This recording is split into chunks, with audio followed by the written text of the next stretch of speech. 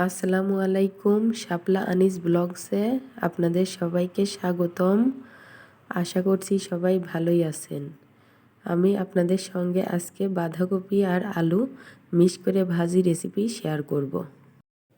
প্রথমে চুলায় একটা ফ্রাই প্যান দিয়ে দেব, তারপরে ফ্রাই প্যান গরম হয়ে গেলে তেল দিয়ে দেব। তো আপনাদের ফ্যামিলিতে যে যেরকম তেল খান সেরকম দিয়ে দিতে পারেন। আমার এই বাঁধাকপি আর আলুর জন্য যতটুকু প্রয়োজন আমি ততটুকুই দিয়েছি। গরম তেলের মধ্যে কিছু পেঁয়াজ কুচি আর কিছু কাঁচামরিচের ফালি, আবার কিছু গোটা মরিচও দিয়ে দিয়েছি। তো আমার ছেলেটা তো ছোট, ঝাল খেতে পারে না, এই জন্য গোটা মরিচ অ্যাড করেছি আর 2-4টা ফালি করে দিয়েছি।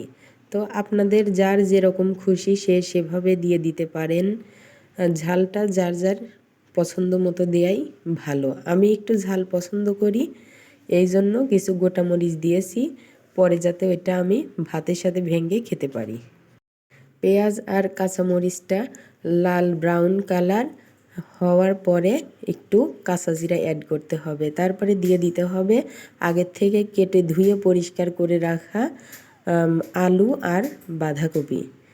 দিয়ে হলুদের গুঁড়া, লবণ, ধনিয়া গুঁড়া এগুলা দিয়ে একটু নেড়েচেড়ে ঢেকে দিতে হবে। তারপরে অনবরত নাড়তে হবে যাতে তলানিতে লেগে না যায়। তারপরে এইভাবে নাড়তে হবে আর ঢেকে দিতে হবে। এই বছরেই প্রথম বাঁধাকপিটা নিয়ে এসেছে, তো আমার ছেলে দেখে খুব খুশি। বাবা, তুমি এটা কি এনেছো? বাঁধাকপি এনেছো? এটা তো আমি বইয়ে পড়েছি বাবা, এটা অনেক সুন্দর লাগে খেতে। তা আম্মু আমাকে, আমার ছেলেটা রান্না বলতে পারে না, ও বলে নান্না, আম্মু আমাকে রান্না করে দিবে? তা আমি তখন বললাম ঠিক আছে, রান্না করে দিলে তুমি কি খাবে? আমার ছেলেটা বলল হ্যাঁ আম্মু, আমি খুব মজা করে খাবো। ভাজিটা শেষ হওয়ার পরে ছেলেটা আমার বলল আম্মু তুমি আমাকে দাও না একটু। পরে ওকে একটা বাটিতে দিয়ে ঠান্ডা করে দিলাম। ও ভাত নিল না, শুধু ভাজিটাই মরিচ বেছে এক পাশে রেখে ও ইচ্ছা মতো খাওয়া শুরু করে দিল।